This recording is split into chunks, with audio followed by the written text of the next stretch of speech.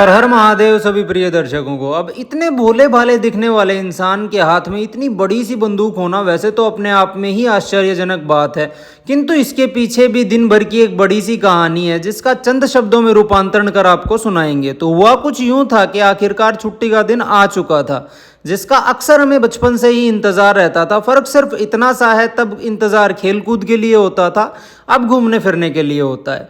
सुबह हुई सबसे पहले विचार के साथ कि आज बालों और दाढ़ी में तेल मालिश की जाए। अब इसके लिए सबसे पहले निर्णय लेना था कि कौन से तेल की। तुरंत निर्णय भी हो गया कि नारियल तेल का प्रयोग हम करेंगे। अब नारियल तेल को पता नहीं कैसे आभास हुआ कि ठंड आ चुकी है।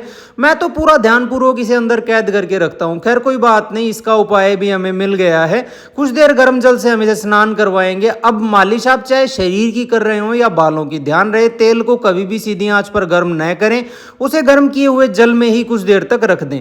अब तेल तैयार था तो बस हो जाता है मालिश का सिलसिला शुरू, जो कि ज्यादा देर नहीं चलता। अब विचार था आज खीर खाने का, तो सुबह सुबह ही चावल भिगोकर रख दिए थे। अब आज सुबह सुबह ही एक दुविधाजनक स्थिति उत्पन्न हो गई थी। एक पुराने मरीज की दवाइयां हमें भिजवानी थी, जो कि हम भूल गए थे, और वो पुनः पुनः आग्रह किए जा रहे थे कि आज ही दवाइयां भिजवाने का कष्ट करें।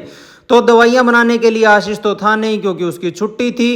तो यह काम हमें अपने मजबूत कंधों पर लेना पड़ा, और इन्हें बनाना और बांधना काफ़ी लंबा चौड़ा काम हो जाता है, ऐसा हमें कुछ क्षण पहले ही ज्ञात हुआ। अब विचार आया कि खीर बनाना आरंभ किया जाए, और दोनों परिजनों से उनकी इच्छा भी पूछ ली, और उनमें से प्रिय मोहित नैन जी को भी खीर का सेवन करना था, अतः उनके लिए भी बना देते हैं। अब आज की खीर बहुत ही साधारण सी रहने वाली थी, क्योंकि हमें ऐसी ही पसंद है, तो केवल चावल और दूध एक साथ उबलने रख देते हैं, और इसी बीच इसे हम धीमी आंच पर रखकर नहाने चले जाते हैं। अब नहाने में ज़्यादा समय ना लेते हुए हम अगले काम की तरफ बढ़ते हैं, जो कि अपने बालों के लिए बनाई दवाई का सेवन करना, जो कि हमारे पित्त दोष को भी काफ़ी कम रखती है। अब दवाई ली ही थी कि हमारी प्यारी बहन आ पहुंचती है, क्योंकि आज हम जा रहे थे हिसार प्यारे चाचा जी के पास, और वहां जाने को ये काफ़ी उत्सुक दिखाई पड़ रही थी। तो यात्रा का पहला चरण शुरू होता है इसके साथ दोपहिया वाहन पर, जो सीधा हमें इसके घर ले जाता है, जहां प्रिय मोहित नैन जी के लिए हम अपने साथ खीर लेकर आए थे। अब जब तक ये लोग तैयार होते हैं, वह अपना सामान बांधते हैं, तब तक हम हमारा समय व्यतीत करते हैं प्यारे नन्हे शैतान पूची के साथ, जो कि खेलने में काफी मगन दिखाई पड़ रहा था। अब शुरू होता है यात्रा का दूसरा चरण, जो कि गाड़ी में पूरा होना था, और यहाँ घुटन का आभास हमारे लिए जानलेवा सा रहता ही है। अब यात्रा के आरंभ में ही हमें विचार आता है कि थोड़ा सा गाजर का जूस भी ग्रहण किया जाए, और बाकी सब भी इस पर तुरंत हामी भर देते हैं। तो सबसे पहले हम रुकते हैं जूस वाले भाई साहब के यहाँ।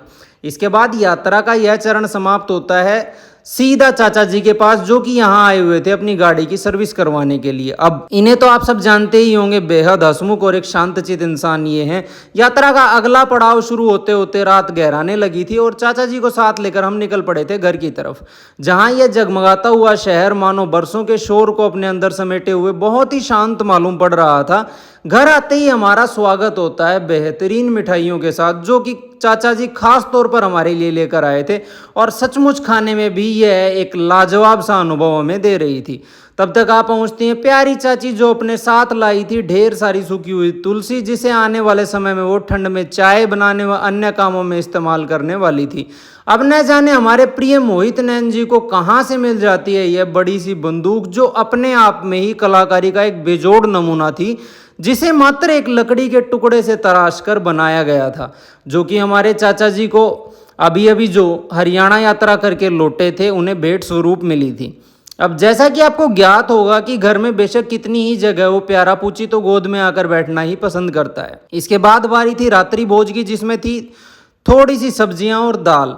अब खाने के बाद बारी आती है एक लंबे चौड़े वार्तालाप की, जो कि हमें समय का अंदेशा कतई नहीं होने देता है। अब चाचा जी हल्का जुकाम महसूस कर रहे थे, अतः उनके लिए बना देते हैं थोड़ी सी नींबू वाली चाय। हाँ, यदि आपका गला खराब है, खांसी आदि से परेशान है, तो आप इसका सेवन कर सकते हैं।